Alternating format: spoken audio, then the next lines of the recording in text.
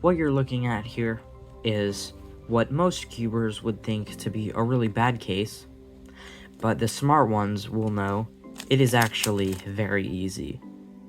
What I just did is what's known as pseudo-slotting. And here's how you do it.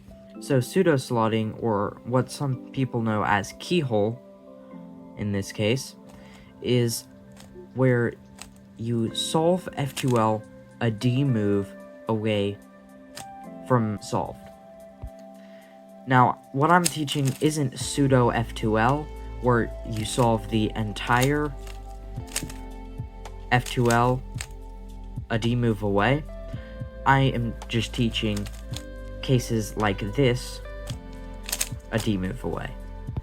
So the first half of the video is going to be some common cases turned easy using Keyhole, and then the last section will be pseudo-slotting, what I showed you earlier. So here are a few easy cases you can solve using Keyhole. So the concept of Keyhole is you move a piece like this so that it's in the back where it won't be messed up, and there's a new piece that is fine to mess up because it wasn't solved over here. So now you are able to insert this corner, undo this move, and now you have a pair. It's a bit complicated, but once you've learned it, it should be pretty easy.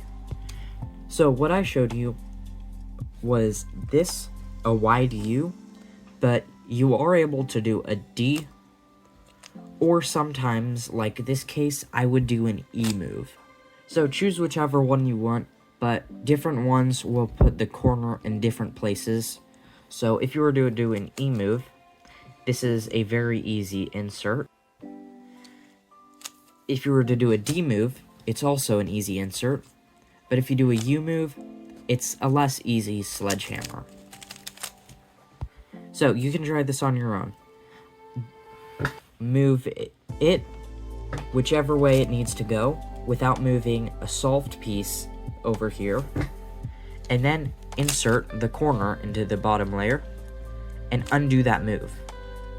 This can also be done for different corner orientations, so if it's like this, you can do it, or for this pretty bad case, you can also use Keyhole. Something cool about Keyhole is it's not just for moving corners in, it can also work for edges. So this case is usually pretty difficult with a long solution like that, but with Keyhole, you are able to insert your edge however you want, and then move it on top of its corner, and this slot is solved. Also, for cases like this, which are usually pretty difficult, you can flip it and put it back. Or for one like this, you can do the same. So now we're on to the difficult stuff, pseudo-slotting. You can think of this as a variant of Keyhole, where you have two pieces, always an edge and a corner. This won't work with two edges or two corners. And then your pieces in the top layer, or they don't have to be in the top layer. What I'm showing you could work on something like this, where this needs to be twisted and that needs to be flipped, but that's significantly more difficult.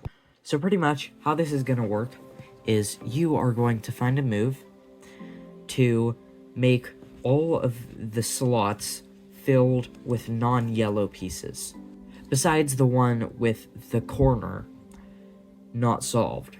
So that would look like this. All of these are filled with non-yellow pieces, not solved, but non-yellow pieces, and then this one has yellow pieces, and you have two in the top.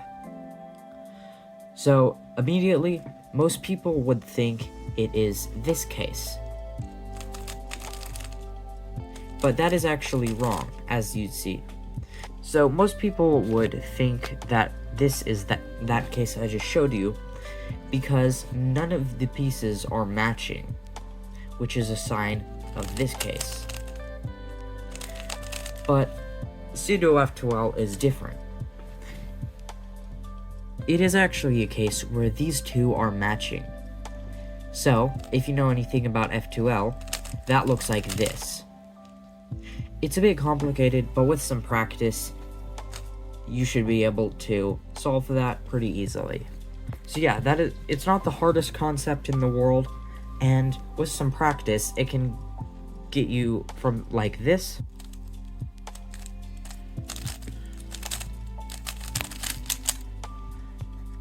to this.